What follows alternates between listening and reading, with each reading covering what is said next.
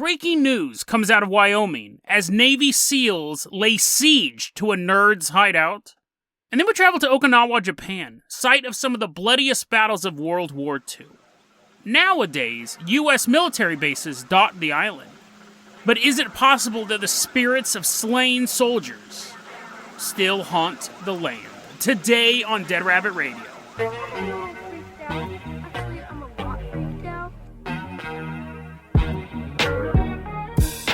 Hey everyone, welcome back to another episode of Dead Rabbit Radio. I'm your host, Jason Carpenter. I'm having a great day. I hope you guys are having a great day too. I hope you guys had lots of fun this weekend. For some of us, it's Memorial Day weekend. For others of you, it's just Monday. Unless you're listening to this episode 3 years in the future, and then it's like September 4th. But if you're listening to it right now, happy Memorial Day.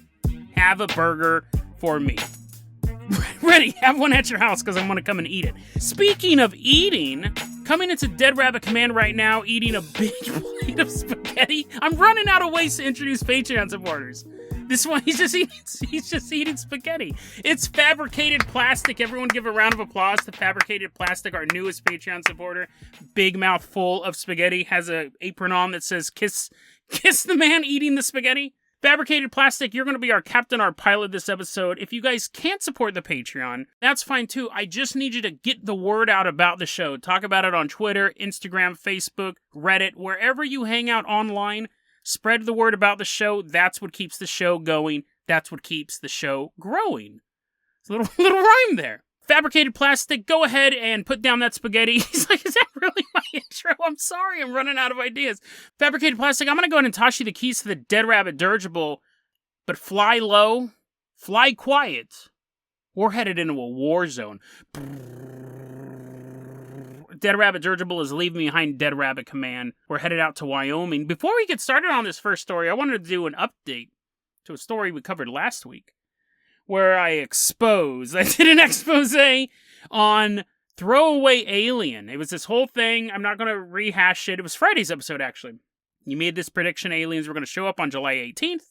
He made that prediction back 7 years ago, and then this U.S. government report came out that's supposed to come out in July 2021, and it just happened to coincide, and it was this huge thing. Like, whoa, is this guy right? Well, he came back and wrote this 31 paragraph blog post about him and this alien named Gina, and it was just so ridiculous, and he changed the prophecy and all this stuff. He has deleted his account. Throwaway Alien is no more. An absolute exposed LARP at this point. The post is still up, but he's deleted his account. That account can never be reactivated. So the story's done. Anyone now can pop up and say, oh, I was Throwaway Alien, and some guy made me eat a bunch of spaghetti until I canceled my account. But it's done. It's done. The Throwaway Alien thing LARPed too hard. The story is over, and anyone at this point can pretend to be Throwaway Alien. Don't get any clever ideas. But yeah, so that's the end of that saga. That's it. A fitting end to a story that started off fun and ended up super, super lame. It has a lame ending. Fabricated Plastic is flying this Dead Rabbit dirigible out to Wyoming, and that's when I have like these plans. I just roll them out on the table, and I pick a dagger up and I stick it through the plans. Super dramatic. I needed those plans. I don't know where we're going now, so just kind of circle around the area. I stabbed the map. These are plans of the Irma Lake Lodge, and I'm like pointing and stuff like that. I'm pointing. I'm like, go right here where this dagger is. It's May 17th, 2021. We're flying over Bill Gates' private ranch in Wyoming. Now, I know what you guys are thinking. How did I get such a break-in exclusive? How was I able to cover a story involving Bill Gates' ranch? Because I follow the only news that matters, the juiciest news full of worms and salmonella, Real Raw News. This is another breaking article from Michael Baxter. I'm almost thinking about starting my own podcast called Real Rawcast. And just that podcast only covers this site. I'm so close to doing that. The Real Rawcast. It's a pre-dawn raid on Bill Gates' compound. Navy SEALs are getting ready to launch a raid on Bill Gates' compound. And you, a rational human being, a rational person, goes, what? Where is this coming from? Well, let's go back in time a little bit here. If you haven't been following the Real Raw saga, Here it is in footnotes. YouTube, Spotify, I do not believe in this. Spotify wants to take down all of my Bill Gates stuff. Anyways, we know what side they're on. They're on the cooked news side, not the raw news side. And YouTube is just YouTube, but I don't believe in this, but this is the real raw news summary so far. 1, President Trump is still president, and Biden is running the White House from a movie set. 2, that's such a shocking revelation to begin with, right? So that's 1. You have to believe that part before we move on forward, and that's already so ridiculous. Donald Trump is still president. Joe Biden is running it from a movie set. The movie set that looks exactly like the White House, in the location of the White House, surrounded by employees of the White House, but it's all fake. So anyways, President Trump was like, you know what? I'm still president, so I can still do all this presidential stuff, like order around the military. So he has been arresting the swamp people, the deep state swamp people. We covered Hillary Clinton throwing poop in Guantanamo Bay. She was executed by Donald Trump. And then we covered Nancy Pelosi's face was stolen. They thought they were getting Nancy Pelosi, but they just stole a Nancy Pelosi lookalike who was wearing a lifelike mask. That's where we're at in this saga. So what does Bill Gates have to do with any of this? So Melinda Gates apparently, in this mythology here, Melinda Gates apparently goes to the real White House and meets Donald Trump and goes, listen, Bill Gates is a horrible, horrible person. He's actually... This part's true. This part's true. He did hang out a lot with Jeffrey Epstein. That part's true. Now, I've said this before in my episode with Jeffrey Epstein. I don't think everyone who hung out with Jeffrey Epstein knew what he was up to, but I don't think everyone also didn't.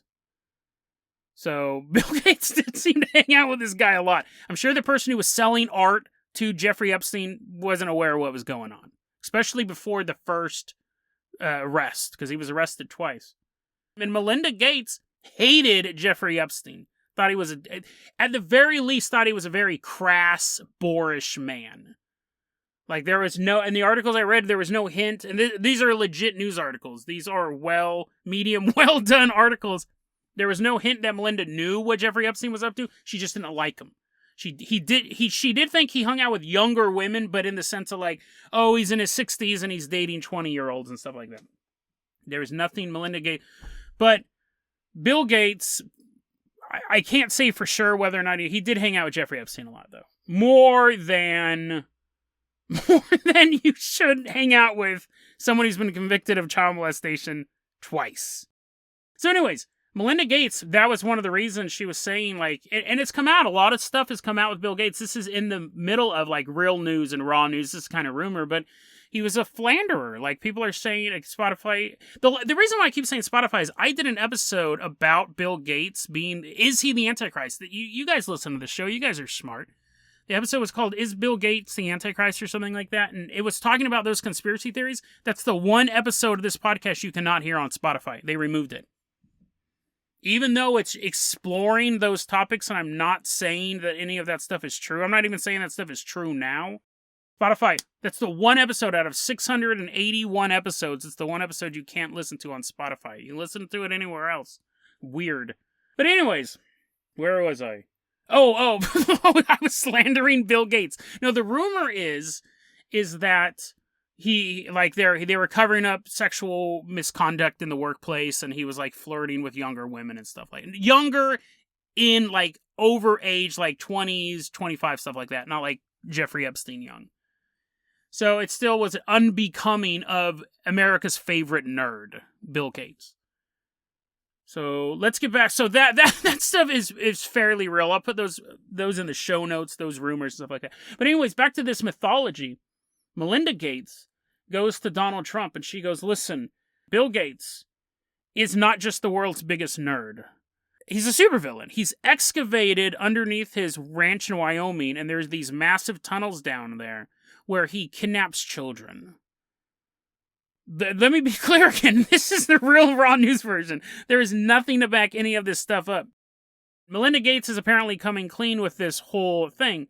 So that would elevate Bill Gates from just being a creep to literally being a supervillain. He has an underground lair full of kidnapped children. So Donald Trump goes, do it. And so he orders, because he's still president, of course, right? He orders these U.S. Navy SEALs to lay siege to Bill Gates' compound. So it's May 17th, 2021. Super recent, right? Should have been in the news. It should have been in the news, but it's not. Go, go, go! The U.S. Navy SEALs are running through the ranch. And then they're just shooting dudes. They're just shooting like stable hands. There's some guy cleaning up cow poop. He's like, ah! No, apparently, this kind of grinds my gears, honestly. I never really thought of this before. And I don't mean to keep going off on tangents because I know you guys want to know the end of the story. But apparently, Bill Gates has a paramilitary force at this ranch, armed with automatic weapons, and they're wearing like this paramilitary gear. And they engage in a firefight with the Navy SEALs. Shooting. That really kind of grinds my gears because I never thought of a nerd having an army. Like, I get it, like, you need a bodyguard, like, but even then, it's like dudes you know, like the Jonas Brothers, their bodyguard is like this family friend who just happens to be 600 pounds and 7 feet tall. He's just someone they know. That's fine. That's cool, right? But to think someone could be like, oh, I've invented a microchip. And then he's able to, like, buy 1,000 dudes to walk around with machine guns, it just sounds weird. It doesn't sound right. Like, I think you should earn your army, not just pay for it. You should be like a Cobra Commander guy. Well, now that I think about it, Bill Gates is a supervillain kidnapping children. I don't know why I'm being so harsh on him. They're having this gunfight with the Navy SEALs. Now, actually, it's good I am doing this episode for Memorial Day, because we're going to memorialize these fallen imaginary soldiers, these poor imaginary families that are going to have to mourn their imaginary loved ones in this firefight. 8 of these paramilitary goons working for Bill Gates, traitors, boo, they got killed by the Navy SEALs. They have no Memorial Day for them. For all I know, they were decorated veterans before they had to work for Bill Gates. But still, boo! And then we lost 1 U.S. Navy SEAL. Ugh!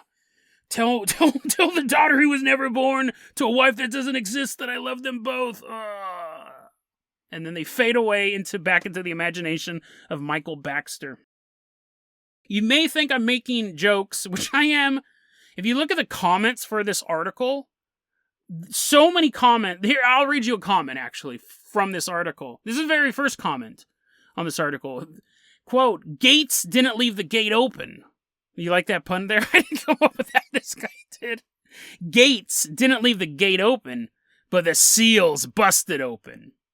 I am sorry one had to pay the ultimate price, though. He doesn't exist. It's the same thing. It's the same thing as someone being like, oh no, poor Han Solo, his son murdered him. That doesn't exist. It doesn't happen. I mean, I guess you can be sad for, like, the character in a narrative story, but he doesn't. Don't be sad for this guy. He doesn't exist. He never existed, dude. The comments are almost as funny as the article, but I could do a whole podcast just on the comments. But anyways, one had to pay the ultimate price. These Navy SEALs, though, do breach the compound. It's a 15-minute firefight. They do blow away 8 of these fictional characters. And then they go to again, this is straight out of a James Bond novel. I mean, maybe this exists. I don't know.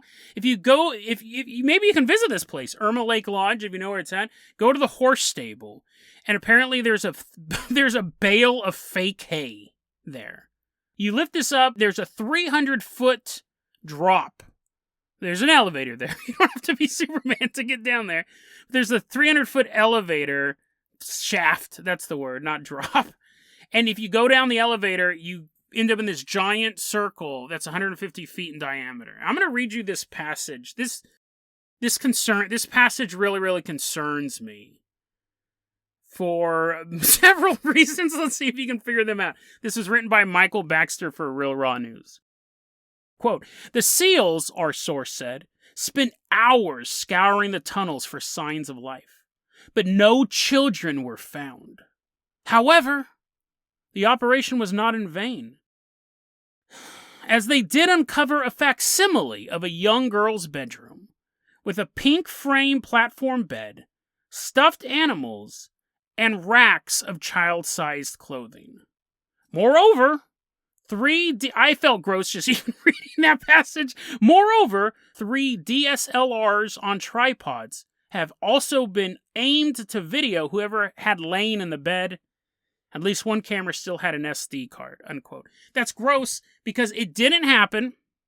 That did not happen. The Navy SEALs did not go to Bill Gates' compound and have this firefight and find this chamber and then come across this pink little girl's bedroom with little girl clothes. That didn't happen. And it is very, very concerning to me. You guys understand why I'm concerned, right? Someone is imagining that. It would be one thing if it was true, if it was factual. You could look at it and go, oh, that's sick. Bill Gates must pay for his crimes. But it's not. Because what does that imply, right? That someone has crafted this imaginary world where this is under Bill Gates' house. It doesn't actually matter if it's under Bill Gates' house. It could be under the local plumber's house. It's creepy and it's gross. And it doesn't make me suspicious of Bill Gates. I don't know if Michael Baxter is making this up out of whole cloth or if someone is telling him stuff, but whoever is telling him stuff is clearly lying. Not only are they lying, they're telling disgusting, gross lies that are so specific it puts a mental image in your head of something you shouldn't have a mental image of. This article could have been just fine without that passage. That passage kicks you in the stomach. And it's too much. It's too much. But I think there's a contingent of conspiracy theorists.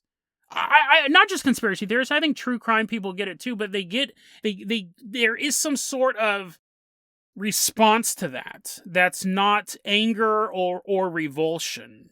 Titillation, I guess. It's completely unnecessary in the narrative. It's completely unnecessary. Hillary Clinton throwing her poop? That's important to the plot? I need to know that. But this, they could have totally left that out. That's there to titillate the reader. Tune in next, guys. Well, we'll discuss some other disgusting thing. Yeah, that type of detail really bugs me, and it makes me super sus of what the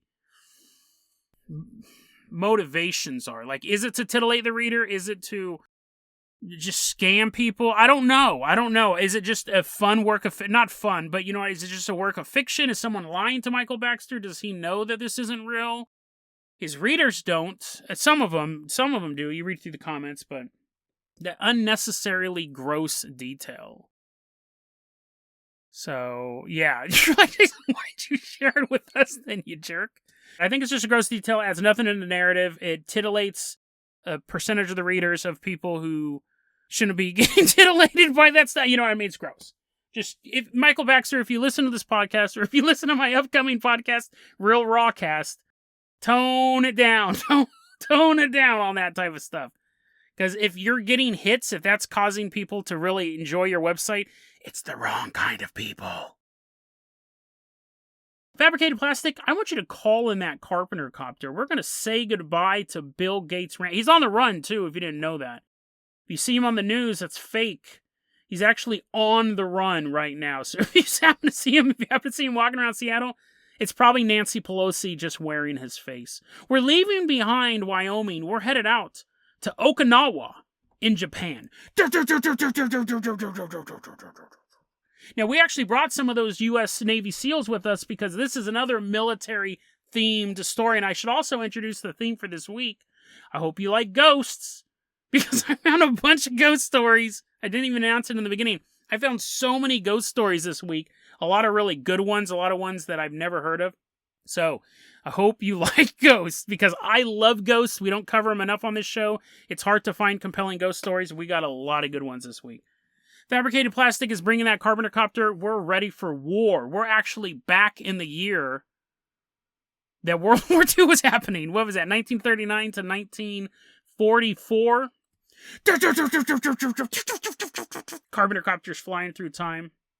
Okinawa, Japan was actually the site of some of the most violent battles of World War II. That movie Hacksaw Ridge, if you guys haven't seen that, directed by Mel Gibson, starring Spider-Man, that was in Okinawa. And then other battles that they didn't make movies about, starring Spider-Man. Overall, 12,500 U.S. soldiers were killed. 110,000 Japanese soldiers were killed. This was really the last major battle of World War II. This was right outside of Japan. The European front was over with. Russia's advancing on Japan. We're advancing on Japan. This is really, in Okinawa were the last major battles. The Yamato was sunk during these battles. So you had 110,000 Japanese soldiers, and up to 150,000 civilians were killed in these battles on Okinawa. Nowadays, it's the home to 6 Marine bases, U.S. Marine bases, and 1 U.S. Air Force base. And it is the first and most likely last line of defense against a Pacific theater war. So it's a pretty integral part of the United States military strategy in the Pacific. So it doesn't help thing that these bases seem to be horribly haunted. On Reddit, there's a user named Banana Tsunami, and he posted this story that back in 2015, he worked as an emergency technician at Camp Hansen, which was one of the Marine bases. He said that his team included a local ambulance service, so Japanese ambulance service, and then local firefighters as well. And he goes, at 2 a.m., we got a call that a Marine had suffered a head injury. So we all go down there. We go down to the barracks. And the dude is acting possessed. Or having a grand mal seizure. I mean, there's kind of different ways to treat the two. At first glance, we're going to call him Chuck. Chuck goes, the guy's flipping around. He has 10 people on him trying to hold him down. His head is actually being held to the ground because he keeps banging the back of his head on the floor. And he's there to render aid. He's not there to start throwing holy water on the dude, but there's something super off about this guy. He says that he had a couple goose eggs on his face.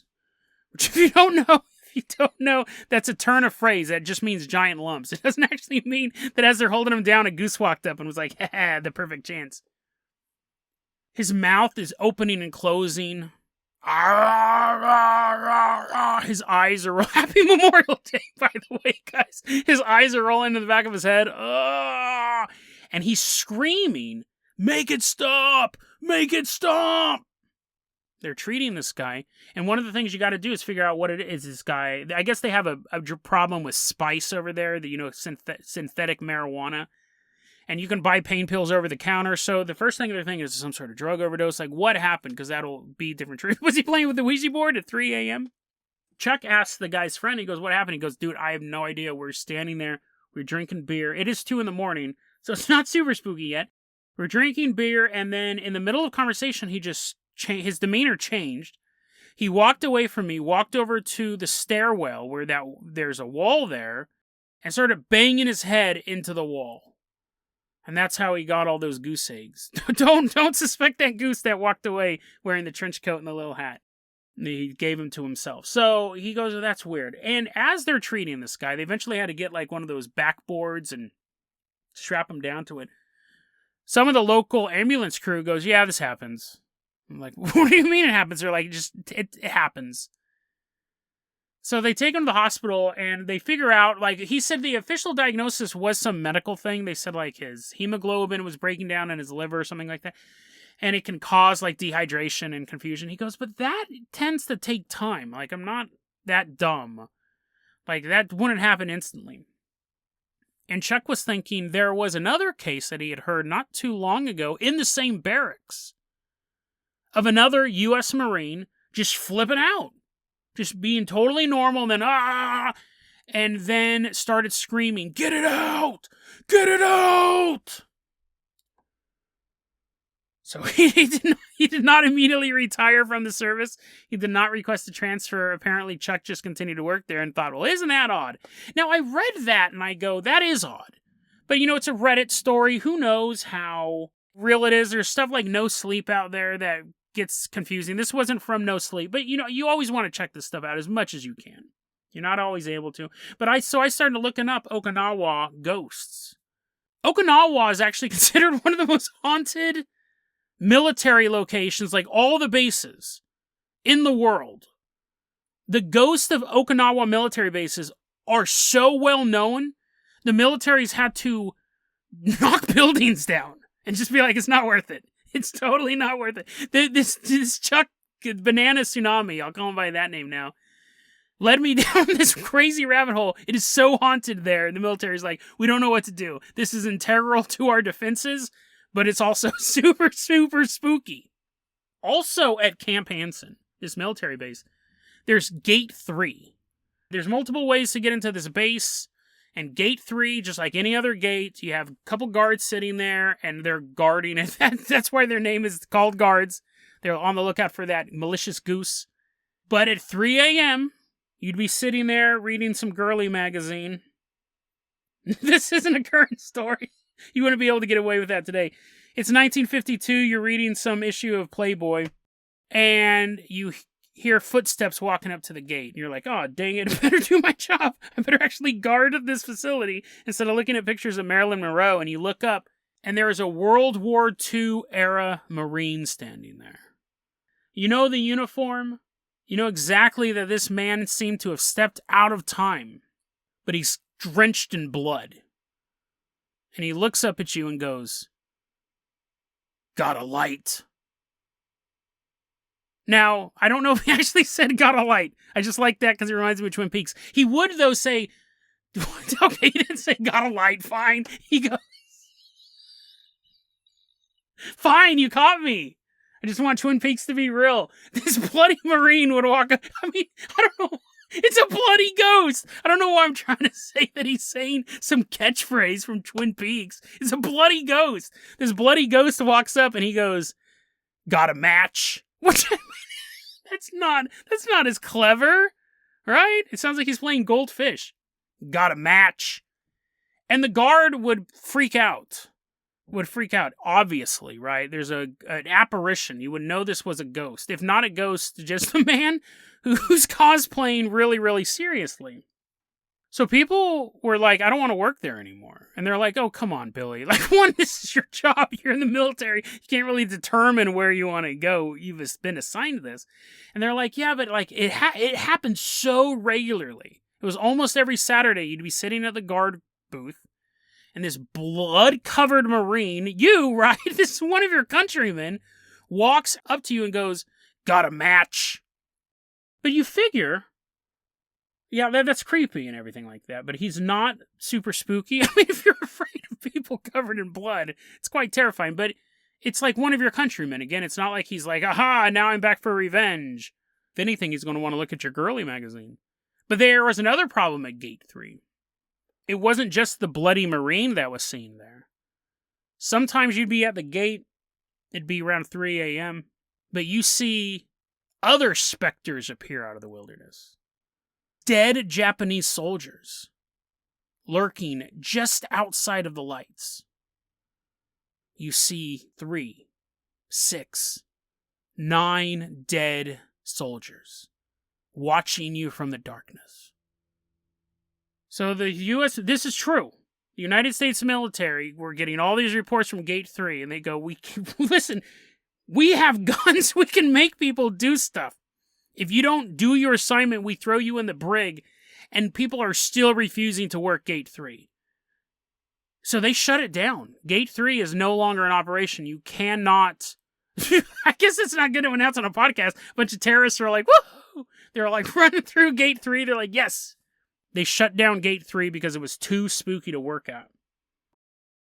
But then let's go to Kadena Air Base, also in Okinawa. This one I had I saw multiple sources talking about this story, but I wasn't able to verify a key component. It does make me think it's a bit of urban legend, but I'm getting this information from military.com. This isn't just... I did see these stories on a bunch of other ghost websites, but my main source for these stories were military.com. So it's not like they're sitting around really making this stuff up. But it doesn't mean that the story itself is true. It just means that the story has been told over time. And we covered this on the story about the boy in the dishwasher. It's not unheard of, and I'll put that in the show notes. It's a really creepy episode. It's not unheard of for military to cover up crimes, especially crimes on their bases, crimes involving their servicemen, for morale reasons or to avoid a scandal or because they had something to do with it. But anyways, Building 2283 was base housing on Kadena Air Base. Some say, this is military.com saying this, by the way, some say that this house is the most haunted building in the entire U.S. military base establishment. So this is where I don't know how accurate this is, but apparently in the 1970s, there was an Air Force officer who annihilated his family, killed everyone in the house, and then killed himself. But military, if it's anything, it's efficient. They have this building, and they need to put people in it. So they clean it up, and they just house another officer and his family in this base housing. And over time, the dad starts to go crazy. He's like, he's seeing gooses. He's seeing geese everywhere. He's so crazy, he's calling them gooses. He starts to feel paranoid. He starts to feel unwell. His family kind of starts to feel off. And then this guy also murders his family. So at that point, the US military goes, let's not put any more families in here. Now, I don't know if that's true. I saw that reported a couple places online, military.com being one of them. I couldn't verify this took place. It wouldn't have been in the news, really, because they would have covered it up. So I don't know if that story's true. It sounds like an urban legend, but the military does say we're not putting the generals hear the story. They're like, I didn't sleep last night. It's so spooky. They no longer let people live in building 2283. They turn it into a storage facility. But it's still in the middle of this base housing, and there's a chain link fence, and on the other side of the chain link fence is the base daycare. Kids are like, wee! They're like running around. But the teachers at the play school realized that they would have less toys. The kids kept losing their toys, and the teacher's like, what's going on with all their toys? And one day they saw the kids were throwing their toys over the chain link fence to the yard of the storage shed. They're throwing their toys over the fence. And one of the teachers goes, hey, why do you guys keep throwing your toys over the fence? And the kids tell the teacher, the little kids on the other side of the fence want our toys. They say, give them to us. They're very, very greedy, translucent children. They want our toys and we want to share, so we throw them over the fence. That's pretty good arm, actually, now that I think about it, for a preschooler to be able to throw something over a 6-foot chain fence who was the little shack baby. In 2009, the military's like, okay, we're done with these spooky stories. No one wants to join the Air Force anymore. They're afraid they're going to get sent to this base. They ended up tearing down the building. Supposedly, again, rumor or who knows, the military tried tearing this building down multiple times before, but whenever workers would start working on the building, they would suffer hallucinations, headaches, and have on-site injuries.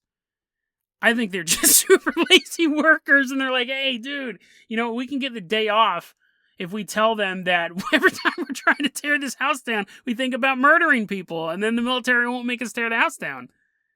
And then their coworker goes, or they'll put you in a mental asylum. He says, but then I won't have to work for like a week or a month. It'll be awesome. So that's an easy thing to fake. Oh, the ghosts are giving me a headache. Can I have the day off, sir? But anyways, they did tear it down in 2009. The most haunted building out of every U.S. military base on the planet is now destroyed. Interesting story. Interesting ghost story. It's a good way to kick off. I hope you like Ghost Week, because I got a lot of good ones. And we're going to end it like this. Let's go ahead and put on our conspiracy caps here. Sure, they're knocking down the buildings and they're closing Gate 3, and it could be because the military knows that ghosts exist. Apparently, they do know these ghosts exist. Military.com is reporting about it. I don't think there's a general who's surprised by this news if they're based in Okinawa. They've at least heard the stories. Whether or not they believe it, they've heard the stories. But with our conspiracy caps fully on, when we think of ghosts and possession and banging our heads and all this sorts of stuff, that's bad. Killing your entire family is bad in general. I think everyone agrees with that. But what if, conspiracy caps fully on, you have military commanders who are looking at a peanut butter and jelly situation. They go, 1, we need soldiers who can fight war without hesitation. 2, we have an island full of spirits. Some are mournful, some are lost, but some are vengeful and ready to kill again. What if Okinawa wasn't selected just because it's a perfect What if it wasn't selected just because it was right next to Japan, had all of this great landscape for us to build these bases on, and will help us prevent aggression in the theater? What if that's all secondary? What if it was some sort of mystical, spiritual, ley line type of land where the veil between the living and the dead is so thin, seeing ghosts are commonplace for local EMTs. It just happens. This happens all the time. So you have a division hidden within the military that is trying to fuse living man with a damned soul, turning them into the ultimate weapon. Now, it goes wrong a lot. People turn the aggression against their allies, their family. People turn the aggression against themselves. But what if over time they perfect it? They're able to perfect that synthesis between man and the damned. It's funny, we're always talking about building the super soldier, and they have these high-tech suits and these exoskeletons and these smart weapons, and we're marching forward in time. But what if the real answer is going backwards? Building super soldiers using things that most people would consider superstition or forbidden knowledge. So while Popular Science Magazine and Wired Magazine are having these articles about these high-tech weapons, they've already figured out the formula for the super soldier. There is a platoon of Marines based out of Okinawa right now in the middle of some godforsaken patch of land on this planet, laying waste to everything in front of them. A black ops unit with no morals, no compunction about killing, no hesitation, no regret. Because these soldiers are not just U.S. Special Forces. They have the souls of long dead warriors inside their body. And even if you kill them, their spirit will just find another host. Their war will never end. And that's just the way they like it. DeadRabbitRadio@gmail.com is going to be our email address. You can also hit us up at Facebook.com/DeadRabbitRadio. Twitter is @DeadRabbitRadio. Dead Rabbit Radio is the daily paranormal, conspiracy, and true crime podcast. You don't have to listen to it every day. I'm glad you listened to it today. Have a great one, guys.